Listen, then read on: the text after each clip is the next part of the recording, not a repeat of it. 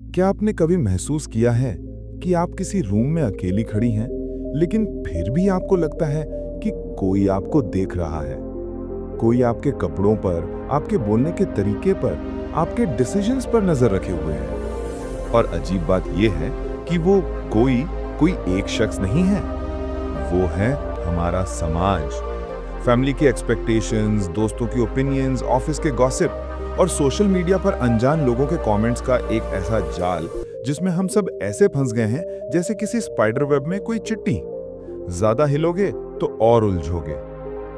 सोचिए एक पल, वो दिन जब आपने कोई नया कपड़ा पहना लेकिन सोच सोच कर घर से बाहर निकलने से डर गए कि कोई कुछ बोलेगा तो। या वो मोमेंट जब आप कोई नया बिजनेस आइडिया शुरू करना चाहते थे लेकिन सोचा अगर मैं फेल हो गया तो लोग क्या कहेंगे। या फिर वो सेल्फी जो आपने 20 बार क्लिक करी, परफेक्ट फिल्टर लगा के पोस्ट की ताकि आपकी लाइफ दूसरों को परफेक्ट दिखे। इन सब सवालों के पीछे एक ही डर छुपा है, डर जजमेंट का, दूसरों के विचार का। और ये डर इतना पुराना है, इतना डीप है कि ये लिटरली हमारी डीएनए में बसता हुआ है। आज के इस हाइपर कनेक्टेड दुनिया में ये एवोल्यूशनरी फियर एक नया खतरनाक रूप ले चुका है। पहले हमें बस अपने 50-100 लोगों की ट्राइब की परवाह होती थी। आज आपके पास हैं 500 फेसबुक फ्रेंड्स, 1000 इंस्टाग्राम फॉलोअर्स और लिंक्डइन पर अनजान प्रोफेशनल्स। इन सब की आवाजें एक साथ आपके दिमाग में घर बना लेती हैं। तो सोचिए, आपका दिमाग जो केवल 150 लोगों की परवाह करने के लिए बना था, वो आज हजारों लोगों की आवाजों को प्रोसेस कर रहा है।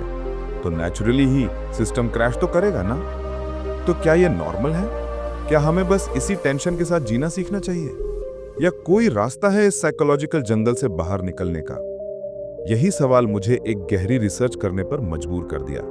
मैं जानना चाहता था कि आखिर कैसे हम इन सोशल प्रेशर्स के जाल से आजाद हो सकते हैं। इस रिसर्च का नाम है सिलेक्टिव केयरिंग, मतलब चुनिंदा परवाह। ऐसी टेक्निक जिसमें आप ये डिसाइड करते हैं कि किसकी परवाह करनी है और किसकी नहीं।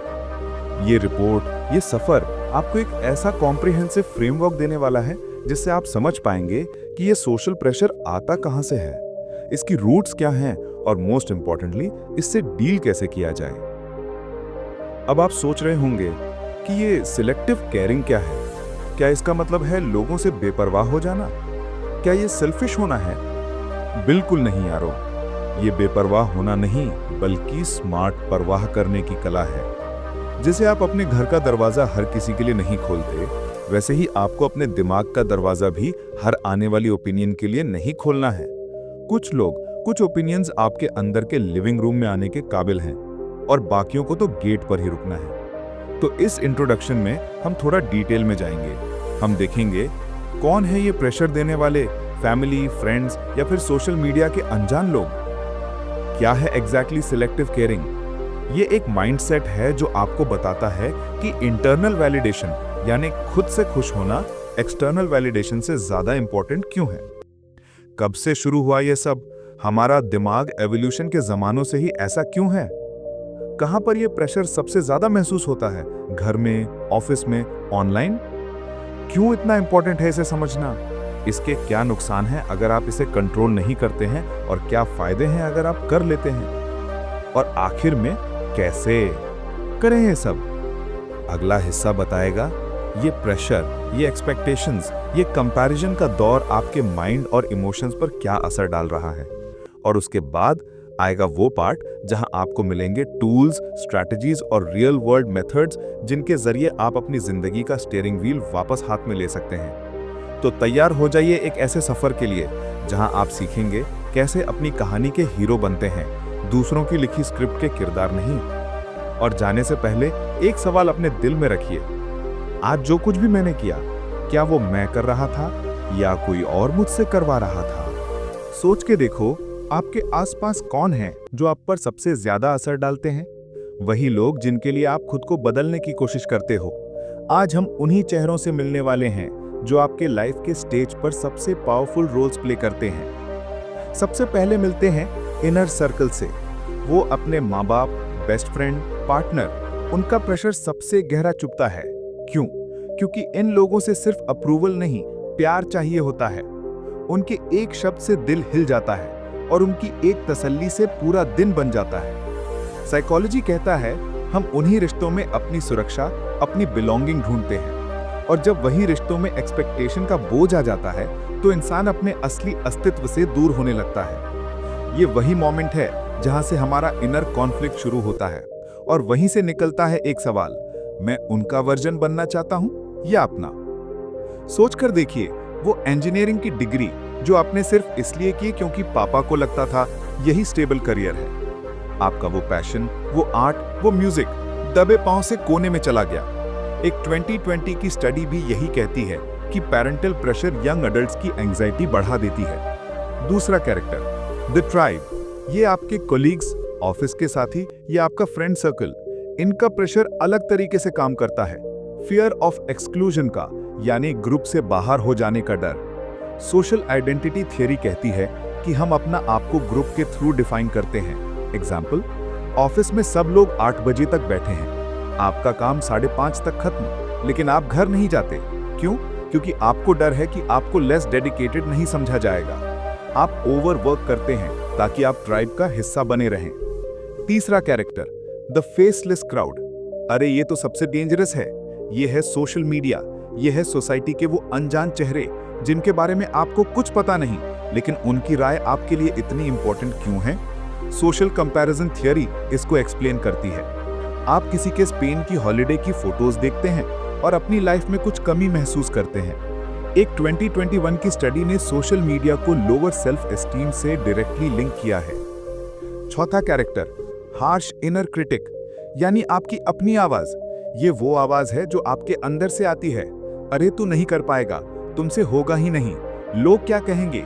ये आवाज आपके पास जजमेंट से बनती है और बाहर वाले हर कैरेक्टर की आवाज को एम्पलीफाई कर देती है। कॉग्निटिव साइकोलॉजी इसे नेगेटिव सेल्फ टॉक कहते हैं। और आखिरी character, cultural norms, the script. Society के वो अनरिटन रूल्स, जैसे 30 साल की उम्र तक शादी कर लो, स्टेबल जॉब पा लो, इतना पैसा कमा लो। अगर आप इस स्क्रिप्ट से हटकर चलोगे तो लोग अजीब नजरों से देखेंगे।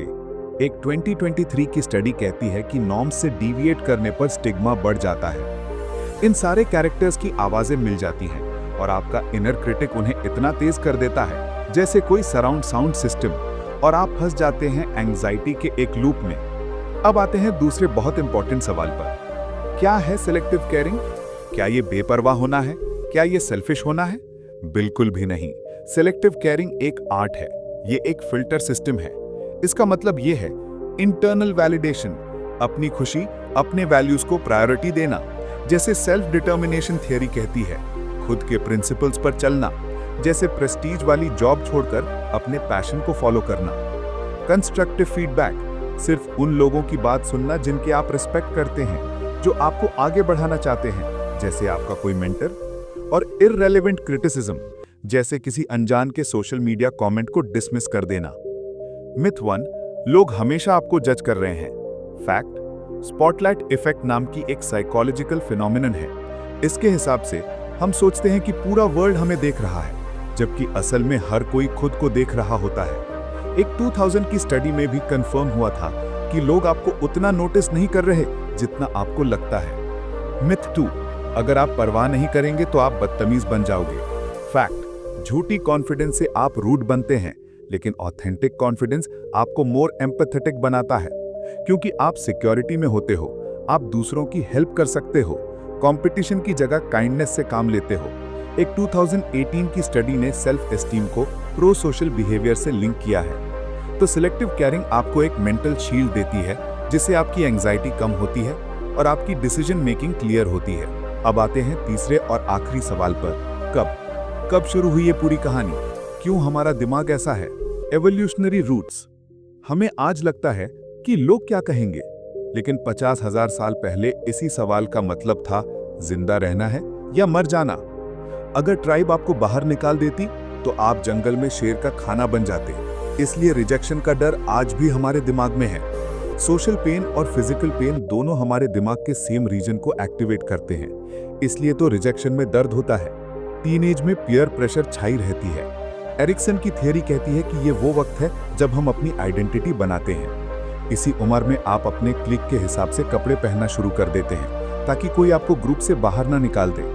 फिर प्रेशर बदल जाता है। क्या अचीव किया, क्या लेगेसी छोड़कर जाओगे? एरिक्सन इसे जनरेटिविटी वर्सेस स्टैग्नेशन कहते हैं। इसने तो पूरी गेम ही बदल दी। अब आपका ट्राइब 50 लोगों से बढ़कर 5000 हो गया और ये ऑडियंस 24/7 आपके साथ है। आपकी खुशी, आपकी वैल्यू, लाइक्स, शेयर्स और कमेंट से जुड़ गई है। तो देखा आपने, ये प्रेशर कोई नई चीज नहीं है, ये हमारे साथ एवोल्यूशन से चलकर आ रही है।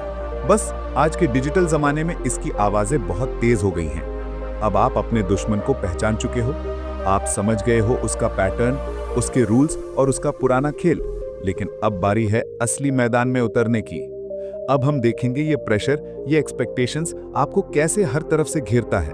कब कब आप अपने फैसले, अपनी पीस और अपनी आइडेंटिटी हार जाते हो सिर्फ लोग क्या कहेंगे कि डर से। ये वही स्टेज है जहां माइंड और इमोशन दोनों लड़ते हैं और हर इंसान के अंदर छिपे वुंड्स दिखने लगते हैं। तो तैयार हो जाओ, क्योंकि अब सफर थियरी से जिंदगी की ग्राउंड रियलिटी तक जा रहा है। अगला पड़ाव वही होगा जहां से हीलिंग शुरू होती है। तो शुरू करते हैं पहले सवाल से। आइए मैं आपको मिलवाता हूं आपकी जिंदगी के उन 6 कैरेक्टर्स से जिनके बीच आप एक ड्रामा आर्टिस्ट की तरह एक्ट कर रहे हैं। पहला कैरेक्टर, द इनर सर्कल। ये है आपके वो अपने माँ बाप, बेस्ट फ्रेंड, पार्टनर। इनका प्रेशर सबसे ज्यादा दर्द देता है। क्यों? क्योंकि इनसे आपको प्यार चाहिए, एक्सेप्टेंस चाहिए। अटैचमेंट थियरी के हिसाब से हम इन्हीं रिश्तों में अपनी सुरक्षा ढूंढते हैं। सोच कर देखिए, वो इंजीनियरिंग की डिग्री जो आपने सिर्फ इसलिए की क्योंकि पापा को लगता था यही स्टेबल करियर है। आपका वो पैशन, वो आर्ट, वो म्यूजिक दबे पांव से कोने में चला गया। एक 2020 की स्टडी भी यही कहती है कि पेरेंटल प्रेशर यंग एडल्ट्स की एंजाइटी बढ़ा देती है। दूसरा कैरेक्टर, द आउटर सर्कल। ये है आपके कॉलीग्स, ऑफिस के साथी या आपका फ्रेंड सर्कल। इनका प्रेशर अलग तरीके से काम करता है। फियर ऑफ एक्सक्लूजन का, यानी ग्रुप से बाहर हो जाने का डर। सोशल आइडेंटिटी थियरी कहती है कि हम अपने आप को ग्रुप के थ्रू डिफाइन करते हैं। एग्जाम्पल, ऑफिस में सब लोग 8 बजे तक बैठे हैं, आपका काम 5:30 तक खत्म, लेकिन आप घर नहीं जाते। क्यों? क्योंकि आपको डर है कि आपको लेस डेडिकेटेड नहीं समझा जाएगा। आप ओवरवर्क करते हैं ताकि आप ट्राइब का हिस्सा बने रहें। तीसरा कैरेक्टर, द सोशल मीडिया। अरे ये तो सबसे डेंजरस है। ये है सोशल मीडिया। ये है सोसाइटी के वो अनजान चेहरे जिनके बारे में आपको कुछ पता नहीं, लेकिन उनकी राय आपके लिए इतनी इंपॉर्टेंट क्यों है? सोशल कंपैरिजन थियरी इसको एक्सप्लेन करती है। आप किसी के स्पेन की हॉलिडे की फोटोज देखते हैं और अपनी लाइफ में कुछ कमी महसूस करते हैं। एक 2021 की स्टडी ने सोशल मीडिया को लोअर सेल्फ एस्टीम से डायरेक्टली लिंक किया है। चौथा कैरेक्टर, हार्श इनर क्रिटिक, यानी आपकी अपनी आवाज। ये वो आवाज है जो आपके अंदर से आती है। अरे तू नहीं कर पाएगा, तुमसे होगा ही नहीं, लोग क्या कहेंगे। ये आवाज आपके पास्ट जजमेंट से बनती है और बाहर वाले हर कैरेक्टर की आवाज को एम्पलीफाई कर देती है। कॉग्निटिव साइकोलॉजी इसे नेगेटिव सेल्फ टॉक कहते हैं। और आखिरी character, cultural norms, the script. Society की वो अनरिटन रूल्स। 30 साल की उम्र तक शादी कर लो, स्टेबल जॉब पालो, इतना पैसा कमा लो। अगर आप इस स्क्रिप्ट से हटकर चलोगे तो लोग अजीब नजरों से देखेंगे। एक 2023 की स्टडी कहती है कि नॉर्म से डिविएट करने पर स्टिग्मा बढ़ जाता है। इन सारे कैरेक्टर्स की आवाजें मिल जाती हैं और आपका इनर क्रिटिक उन्हें इतना तेज कर देता है जैसे कोई सराउंड साउंड सिस्टम, और आप फंस जाते हैं एंजाइटी के एक लूप में। अब आते हैं दूसरे बहुत इंपॉर्टेंट सवाल पर। क्या है सेलेक्टिव केयरिंग? क्या ये बेपरवाह होना है? क्या ये सेल्फिश होना है? बिल्कुल भी नहीं। सेलेक्टिव केयरिंग एक आर्ट है, ये एक फिल्टर सिस्टम है। इसका मतलब ये है इंटरनल वैलिडेशन, अपनी खुशी, अपने वैल्यूज को प्रायोरिटी देना। जैसे सेल्फ डिटर्मिनेशन थ्योरी कहती है, खुद के प्रिंसिपल्स पर चलना। जैसे प्रेस्टीज वाली जॉब छोड़कर अपने पैशन को फॉलो करना। सिर्फ उन लोगों की बात सुनना जिनके आप रिस्पेक्ट करते हैं, जो आपको आगे बढ़ाना चाहते हैं, जैसे आपका कोई मेंटोर। और इररेलेवेंट क्रिटिसिज्म जैसे किसी अनजान के सोशल मीडिया कमेंट को डिसमिस कर देना। अब ये 2 मिथ्स आपको तोड़नी है। मिथ 1, लोग हमेशा आपको जज कर रहे हैं। फैक्ट, स्पॉटलाइट इफेक्ट नाम की एक साइकोलॉजिकल फिनोमिनन है। इसके हिसाब से हम सोचते हैं कि पूरा वर्ल्ड हमें देख रहा है, जबकि असल में हर कोई खुद को देख रहा होता है। एक 2000 की स्टडी में भी कंफर्म हुआ था कि लोग आपको उतना नोटिस नहीं कर रहे हैं जितना आपको लगता है। मिथ 2, अगर आप परवाह नहीं करेंगे तो आप बदतमीज बन जाओगे। फैक्ट, झूठी कॉन्फिडेंस से आप रूड बनते हैं, लेकिन ऑथेंटिक कॉन्फिडेंस आपको मोर एम्पैथेटिक बनाता है, क्योंकि आप सिक्योरिटी में होते हो, आप दूसरों की हेल्प कर सकते हो, कंपटीशन की जगह काइंडनेस से काम लेते हो। 2018 की एक स्टडी ने सेल्फ एस्टीम को प्रो सोशल बिहेवियर से लिंक किया है। तो सेलेक्टिव केयरिंग आपको एक मेंटल शील्ड देती है, जिससे आपकी एंग्जाइटी कम होती है और आपकी डिसीजन मेकिंग क्लियर होती है। अब आते हैं तीसरे और आखिरी सवाल पर। कब शुरू हुई ये पूरी कहानी? क्यों हमारा दिमाग ऐसा है? हमें आज लगता है लोग क्या कहेंगे, लेकिन 50,000 साल पहले इसी सवाल का मतलब था जिंदा रहना है या मर जाना। अगर ट्राइब आपको बाहर निकाल देती तो आप जंगल में शेर का खाना बन जाते। इसलिए रिजेक्शन का डर आज भी हमारे दिमाग में है। सोशल पेन और फिजिकल पेन दोनों हमारे दिमाग के सेम रीजन को एक्टिवेट करते हैं, इसलिए तो रिजेक्शन में दर्द होता है। एडोलेसेंस, टीनेज में पीयर प्रेशर छाई रहती है। एरिक्सन की थियरी कहती है कि ये वो वक्त है जब हम अपनी आइडेंटिटी बनाते हैं। इसी उम्र में आप अपने क्लिक के हिसाब से कपड़े पहनना शुरू कर देते हैं, ताकि कोई आपको ग्रुप से बाहर ना निकाल दे। अर्ली अडल्टहुड, यहाँ प्रेशर शिफ्ट हो जाता है करियर और रिलेशनशिप पर। शादी कर लो, सेटल्ड हो जाओ। कल्चरल स्क्रिप्ट आपको बताने लगती है कि आपकी लाइफ का नेक्स्ट स्टेप क्या होना चाहिए। मिड लाइफ एंड बियॉन्ड, फिर प्रेशर बदल जाता है। क्या अचीव किया, क्या लेगेसी छोड़कर जाओगे? एरिक्सन इसे जेनरेटिविटी वर्सेस स्टैग्नेशन कहते हैं। और सोशल मीडिया एरा, इसने तो पूरी गेम ही बदल दी। अब आपका ट्राइब 50 लोगों से बढ़कर 5000 हो गया है, और ये ऑडियंस 24/7 आपके साथ हैं। आपकी खुशी, आपकी वैल्यू, लाइक्स, शेयर्स और कमेंट्स से जुड़ गई है। तो अब आप जानते हैं दुश्मन को, आप जानते हैं उसे डील करने का प्रिंसिपल, और आप जानते हैं कि ये दुश्मन कितना पुराना है। अब तक हमने दुश्मन को पहचान लिया है, समझ लिया है उसके ट्रिक्स, उसके पुराने चाल, लेकिन असली खेल अब शुरू होता है। अब हम उतरेंगे उसके मैदान में, जहां ये प्रेशर, ये एक्सपेक्टेशंस हर रोज आपके ऊपर अटैक करता है। कभी किसी के शब्द से, कभी अपने ही ख्यालों से। वही जगह जहां से स्ट्रेस, सेल्फ डाउट और इमोशनल वुंड्स जन्म लेते हैं। वही बैटलफील्ड जहां आपको सिर्फ दुनिया से नहीं, अपने अंदर के फियर्स से भी लड़ना पड़ता है। तो तैयार हो जाओ, क्योंकि अब हम थियरी नहीं, जिंदगी के असली बैटलफील्ड में कदम रखने वाले हैं। पहले हमने समझा कौन है हमारा दुश्मन और कब से वो हमारे साथ चला आ रहा है। अब असली खेल शुरू होने वाला है। दुश्मन को पहचानने एक बात है, लेकिन उसके घर जाके उसे देखना, उसकी आदतें समझना अलग ही बात है। तैयार रहो, क्योंकि अब हम उसी मैदान में उतर रहे हैं। आज हम 3 चीजें देखेंगे।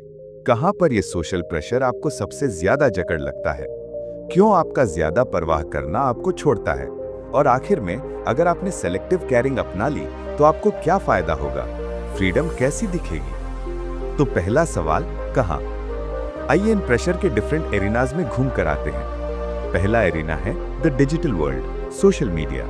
यही है प्रेशर का कैपिटल। सोचिए आप FB या इंस्टाग्राम खोलते हैं, क्या दिखता है? एक दुनिया जहां हर किसी की लाइफ परफेक्ट लगती है। गोवा के बीचेस, प्रमोशन की खुशखबरी, परफेक्ट रिलेशनशिप्स। यहाँ स्पॉटलाइट इफेक्ट पूरी तरह से काम करता है। आपको लगता है आपका हर पोस्ट, हर स्टोरी, हर लाइक पूरा वर्ल्ड देख रहा है। आप एक पॉलिश्ड फोटो तब तक पोस्ट नहीं करते जब तक उसमें 10 फिल्टर ना लगा लें, चाहे आप अंदर से कितना भी इनऑथेंटिक क्यों ना महसूस कर रहे हो। एक 2022 की स्टडी ने सोशल मीडिया यूज को डायरेक्टली एंजाइटी से लिंक किया है।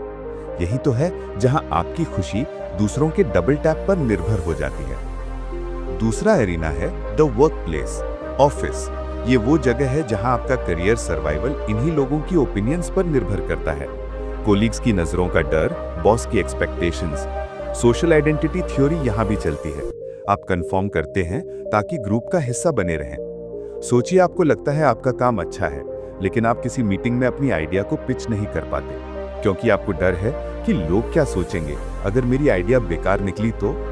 एक 2019 की स्टडी कहती है कि ये वर्कप्लेस पीयर प्रेशर स्ट्रेस को बढ़ा देती है। तीसरा एरिना है सोशल गैदरिंग्स, पार्टीज, शादियां, गेट टुगेदर्स। इनमें आपको ऑन डिस्प्ले महसूस होता है ना, क्या पहना है, क्या बोल रहे हैं, किससे बात कर रहे हैं। यहाँ आपका दिमाग ओवरड्राइव पर चला जाता है, और अगर आपको किसी ने इग्नोर कर दिया या आपको ग्रुप में इंक्लूड नहीं किया तो वो सोशल पेन फिजिकल पेन जितना ही दर्द देता है। एक 2020 की स्टडी ने ग्रुप सेटिंग्स को सोशल एंजाइटी से जोड़ा है। चौथा एरिना है द फैमिली होम, घर जहां आपको सुकून मिलना चाहिए, वही कभी कभार प्रेशर का सबसे बड़ा सोर्स बन जाता है। चाइल्डहुड से ही यहां आपको अप्रूवल सीख करने की आदत पड़ जाती है। अटैचमेंट थियरी इसीलिए कहती है कि इन रिश्तों का इमोशनल वेट सबसे ज्यादा होता है। वो करियर चॉइस जो पेरेंट्स के कहने पर लिया, वही घर की सबसे कॉमन एग्जाम्पल है। और एक इंटरेस्टिंग बात, कल्चर का रोल। जापान जैसे कलेक्टिविस्ट कल्चर्स में ग्रुप हार्मनी पर ज्यादा फोकस होता है, तो वहां लोग क्या सोचेंगे उसका प्रेशर बहुत ज्यादा है। अमेरिका जैसे इंडिविजुअलिस्टिक कल्चर्स में पर्सनल अचीवमेंट पर फोकस है, लेकिन फिर भी वहां सेल्फ कंपैरिजन का प्रेशर होता है। एक 2018 की स्टडी कहती है कि कलेक्टिविस्ट कल्चर्स में ग्रुप बेस्ड एंजाइटी ज्यादा होती है। अब आते हैं दूसरे बहुत इंपॉर्टेंट हिस्से पर, क्यों आपका ज्यादा परवाह करना आपको नुकसान पहुंचाता है। The cost of caring too much. सोचिए आप एक मास्क पहने हुए हैं हर जगह, हर वक्त। ऑफिस का मास्क, पार्टी का मास्क, फैमिली के साथ एक अलग मास्क। इसका नतीजा क्या होता है? पहला नुकसान है अ म्यूटेड लाइफ। आपकी ऑथेंटिक आवाज दब जाती है। वो क्रिएटिविटी, वो जॉय जो अंदर है, वो बाहर नहीं आ पाती। आप खुद को सेंसर करते हैं। एक 2021 की स्टडी कहती है कि सेल्फ सेंसरशिप लाइफ सेटिस्फैक्शन को कम करता है। आपकी जिंदगी एक म्यूटेड टीवी जैसी हो जाती है, जहां सब कुछ चल रहा है लेकिन आवाज नहीं है। दूसरा नुकसान है डिसीजन पैरालिसिस। कोई भी डिसीजन लेने में इतना टाइम लगता है, लोग क्या कहेंगे अगर मैं ये करूं तो, आप ओवरथिंक करते हैं, एनालिसिस पैरालिसिस में फंस जाते हैं। एक 2019 की स्टडी ने फियर ऑफ जजमेंट को रिग्रेट से लिंक किया है। आप कुछ कर ही नहीं पाते और बाद में सोचते हैं काश मैंने वो कर लिया होता। तीसरा नुकसान है एंजाइटी और बर्नआउट। कांस्टेंट परसेप्शन मैनेजमेंट, हर वक्त दूसरों के लिए एक्ट करना, यह आपकी मेंटल एनर्जी को पूरा ड्रेन कर देता है। जैसे कोई मोबाइल फोन जिसका स्क्रीन हमेशा ऑन है और बैटरी 10% पर अटक जाती है। आप इमोशनली एग्जॉस्ट हो जाते हैं। एक 2021 की स्टडी ने इसी चीज को बर्नआउट से जोड़ा है। और इन सबके पीछे क्या कारण है? Fear of rejection, failure, low self esteem और पास्ट क्रिटिसिज्म, ये सब मिलकर आपको इसी लूप में फंसा देते हैं। अब आइए आखिरी और सबसे खूबसूरत हिस्से पर, द फ्रीडम ऑफ लेटिंग गो। क्यों सेलेक्टिव केयरिंग आपको आजादी देगी? पहला फायदा है ऑथेंटिक कॉन्फिडेंस। जब आप इंटरनल वैलिडेशन पर फोकस करते हैं तो आपकी खुशी किसी और के हाथ में नहीं होती। आपके कॉन्फिडेंस की बिल्डिंग अपने आप पर टिकी रहती है। एग्जाम्पल, एक राइटर जो एक ट्रेंडी पॉपुलर टॉपिक पर नहीं बल्कि अपने पैशन के नीश टॉपिक पर बुक लिखता है, उसे पता है शायद कम लोग पढ़ेंगे, लेकिन वो खुश है क्योंकि उसने वो लिखा जो वो लिखना चाहता था। उसका कॉन्फिडेंस ऑथेंटिक है। दूसरा फायदा है अनस्टॉपेबल एक्शन। जब आपके गोल्स इंट्रिंसिक होते हैं, यानी अंदर से आते हैं, तो आपकी हिम्मत बढ़ जाती है। आप बोल्ड डिसीजंस ले पाते हैं। सोचिए एक एंटरप्रेन्योर जो ट्रेडिशनल बिजनेस छोड़कर एक सस्टेनेबल इको फ्रेंडली स्टार्टअप शुरू करता है। चाहे लोग उसे शुरू में पागल ही क्यों ना समझें, लेकिन उसके पास अपने विजन पर इतना कन्विक्शन है कि वो रुकता नहीं। तीसरा फायदा है डीपर रिलेशनशिप्स। ये सबसे ब्यूटीफुल फायदा है। जब आप ऑथेंटिक होते हैं, लोग आपको असली आपके लिए पसंद करते हैं, न कि उस मास्क के लिए जो आपने पहना हुआ है।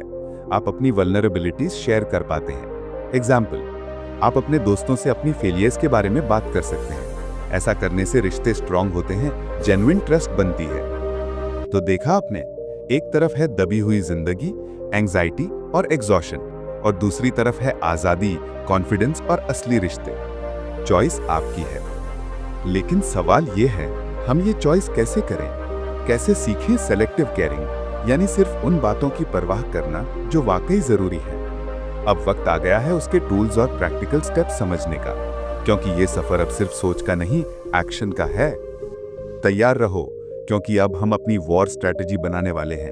एक ऐसी स्ट्रैटेजी जो तुम्हें आजाद करेगी, लोगों के सोचने से, उनके कहने से और उन बंधनों से जो तुम्हें पीछे रोक रहे हैं। आखिरकार वो वक्त आ ही गया दोस्तों, वो लम्हा जिसका इंतजार था। अब तक हमने समझा किससे लड़ रहे हैं और क्यों लड़ रहे हैं। हमने अपने दुश्मन को पहचाना, अपने अंदर के जख्मों को देखा और उन जज्बातों का हिसाब लिया जो हमें रोज तोड़ते हैं चुपचाप। लेकिन अब बस सोचना नहीं है, अब वक्त है करने का। अब बारी है उन टूल्स की, उन सिंपल पर गहरे हथियारों की जो हमें अंदर से आजाद करेंगे। क्योंकि असली बदलाव कभी बाहर से नहीं आता, वो तो हमेशा अंदर से ही शुरू होता है। अब हम सिर्फ रिएक्ट नहीं करेंगे, हम अपने मन को ट्रेन करेंगे। हम सीखेंगे किस चीज को दिल से लगाना है और किस बात को छोड़ देना है हवा के साथ। तैयार हो जाओ, ये कोई थियरी नहीं, ये एक युद्ध है। और इस बार लड़ाई दुनिया से नहीं, खुद से है। आज हम सीखेंगे कैसे बनाएं अपने माइंड को एक ऐसी फोर्ट्रेस जहां बाहर की हर नेगेटिविटी बस रुक जाए और अंदर की आवाज, अपनी असली आवाज साफ और तेज सुनाई दे। ये एक प्रैक्टिकल रोड मैप है, एक रास्ता जिससे आप तोड़ सकते हो वो चेन्स जो हमेशा आपको एक्सटर्नल वैलिडेशन की तरफ खींचती रहीं, और जगा सकते हो वो पावर जो हमेशा अंदर से ही आती है, इंटरनल वैलिडेशन की शक्ति जो आपको खुद पर भरोसा करना सिखाती है। अब हम शुरू करते हैं अपनी फोर्ट्रेस बनाने का सफर। अवेयरनेस एंड ओपिनियन ऑडिट, मतलब जानो अपने दुश्मन को। आपके दिमाग में कौन कौन से लोग आके फ्री रेंट पे रह रहे हैं?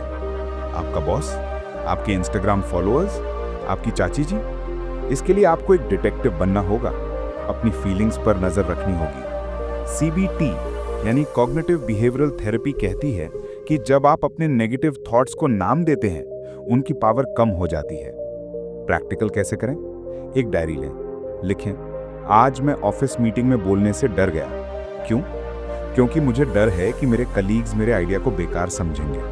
बस आपने दुश्मन को पहचान लिया। जैसे आपने अपने मेंटल कबर्ड खोलकर देखा, अरे यहाँ तो मेरे बॉस की ओपिनियन, उस फ्रेंड की क्रिटिसिज्म, ये सब पड़ा हुआ है। दूसरा step, reality check the thought. अब दुश्मन को पहचान कर उसे मेजर करो। अपने से पूछिए, वर्स्ट केस सिनेरियो क्या है और उसके होने की प्रोबेबिलिटी कितनी है?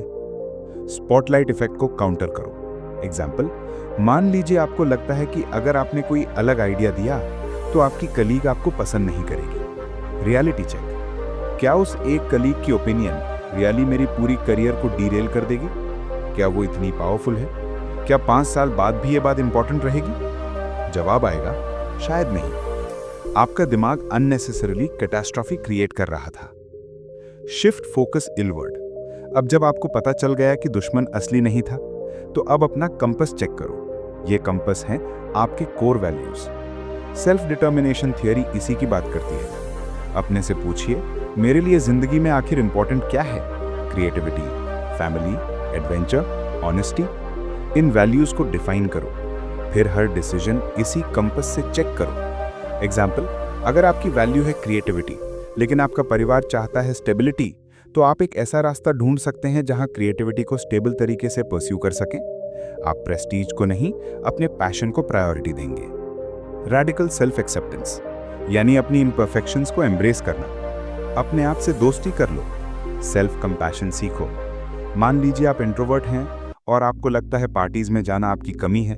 इसे एक्सेप्ट करते हुए आप सोच सकते हैं, मेरा दिमाग डीपली सोचने के लिए बना है, छोटे छोटे ग्रुप्स में मीनिंगफुल बात करने के लिए बना है। ये मेरी कमी नहीं, मेरी स्ट्रेंथ है। जब आप ऐसा करेंगे तो वो हार्श इनर क्रिटिक आवाज धीमी पड़ने लगेगी। और आखिरी step, small brave actions. Theory से प्रैक्टिस पर आने का वक्त है। अब हाथ मेहनत से पैर मेहनत करेंगे। कुछ छोटे लेकिन ऑथेंटिक एक्शंस लेनी है। एग्जाम्पल, सोशल मीडिया पर अपना एक जेन्युइन ओपिनियन पोस्ट करना, चाहे कितने भी लोग उससे डिसएग्री करें, या किसी ऐसे इवेंट को नो कहना जिसमें जाने का आपको मन नहीं है, और बिना गिल्ट के। इन छोटे छोटे स्टेप्स से आपकी ब्रेवरी मसल मजबूत होती जाती है। अब थोड़ा प्रैक्टिकल एप्लीकेशन देखते हैं। केस स्टडी, एक यंग प्रोफेशनल प्रिया। उसने ओपिनियन ऑडिट किया और जाना कि उसे अपने कलीग्स की जजमेंट का बहुत डर है। उसने रियलिटी चेक किया और समझा कि उसकी जॉब इतनी फ्रेजाइल नहीं है। उसने अपना फोकस इनवर्ड किया और डिफाइन किया कि उसकी कोर वैल्यू इनोवेशन है। फिर उसने एक बोल्ड नया प्रोजेक्ट प्रपोज किया, जिसे शुरू में लोगों ने थोड़ा क्वेश्चन किया, लेकिन आखिर में उसे सक्सेस मिली, क्योंकि वो उसके वैल्यूज के अलाइन थी। एक्सरसाइजेस जो आप कर सकते हैं, वीकली वैल्यूज जर्नल, हर हफ्ते एक बार लिखें कि आपने अपनी वैल्यूज को कैसे फॉलो किया। मंथली नो प्रैक्टिस, महीने में कम से कम एक बार किसी ऐसी चीज को पोलाइटली नो कहिए जो आप नहीं करना चाहते। सोशल मीडिया डाइट, कंपैरिजन कम करने के लिए सोशल मीडिया यूज लिमिट करिए। तो दोस्तों, इस पूरी रिपोर्ट ने हमें यह सिखाया कि सोशल प्रेशर एक वास्तविकता है, लेकिन उसे हमारे ऊपर हावी होने की ज़रूरत नहीं है। सिलेक्टिव केयरिंग को अपनाना एक ट्रांसफॉर्मेशन है। सोर्सेस को समझकर, टाइमलाइंस को जानकर, अरीनाज को पहचानकर और कॉस्ट्स को देखकर आज हम उस पॉइंट पर पहुंचे हैं जहां हम प्रैक्टिकल स्टेप्स ले सकते हैं। यह आज़ादी की टूल किट आपको वो कॉन्फिडेंस देगी जो अंदर से आता है, वो हिम्मत देगी बोल्ड एक्शंस लेने की और ऐसे डीपर असली रिश्तों को बनाने की फाउंडेशन देगी। तो ये कहानी खत्म नहीं होती, बल्कि शुरू होती है आज से एक सवाल के साथ कि कल आप कौन सा छोटा ब्रेव एक्शन लेने वाले हैं।